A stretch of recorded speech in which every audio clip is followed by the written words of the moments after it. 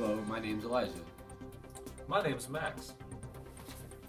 Oh, hey, I'm Hunter. And I'm Chris. And we're here to talk to you about the Japanese internment camps during World War II. And the relation to New Mexico history at the time.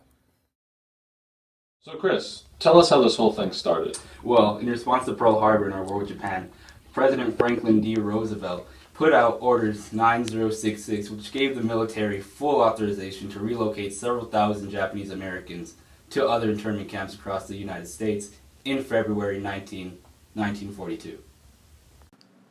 Chris is right.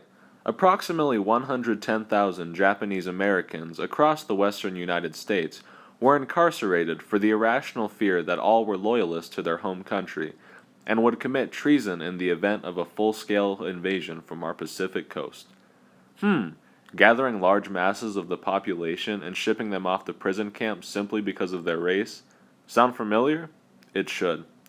Although the conditions of crummy food and poor education provided at these internment facilities paled in comparison to the atrocities taking place in Europe during the Holocaust, it serves as a grim reminder that compromising the sacred values this nation thrives on brings us disturbingly close to our enemies.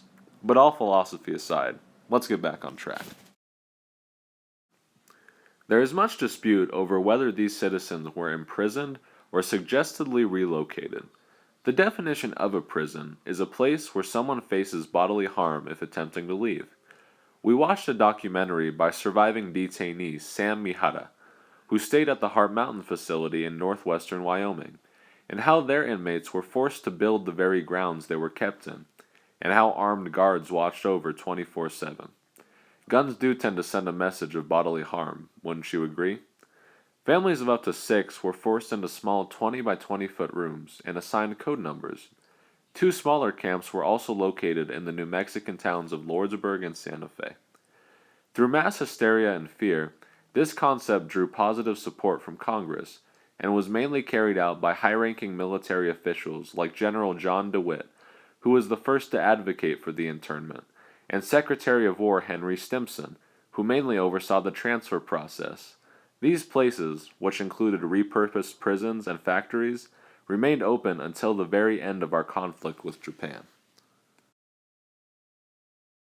So Elijah, tell me about some of the legal aspects of these internment camps. Well, when it was happening, there was a man named Fred Korimatsu, and he was one of the many that refused to leave his house, and he decided to rebel against the government. And his was the only case that was able to reach the Supreme Court. And by the time it did reach the Supreme Court, they had many judges that went over the case, but they couldn't really come to a conclusion. So by the time they did come to a conclusion, it was many years later. In 1988 is whenever they finally was over with the case, and then the president at the time gave him a presidential medal.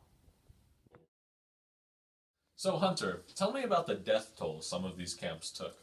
Well, some Japanese Americans died of emotional stress, military guards, and inadequate medicine.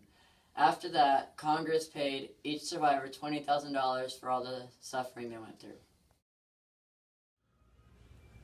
Although the end of World War II meant release for these prisoners from a legal standpoint, they were far from free.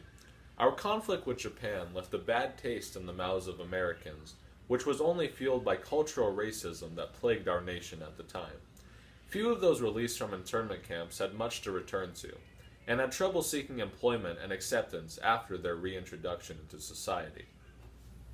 Looking back, I think a majority of us would come to the consensus that this was a dark time for the greatest nation on earth, and shows a distinct and disgusting lack of leadership, basing decisions solely on fear and racial injustice. You would hope that some good came from such drastic measures, but you'd be wrong. Not one single Japanese American was tried for, much less convicted of treason during this time period. Our government was trying to solve a problem that did not exist, and wasted valuable resources doing so that could have been utilized more effectively elsewhere, particularly on the front lines. This type of discrimination continues today, with politicians like Donald Trump pushing for inefficient mass deportation and insane border protocols on Muslims and Mexicans because of some criminals and radicalists. Actions of the few do not define intentions of the many, a lesson it seems that we must be constantly reminded of some 7 decades later.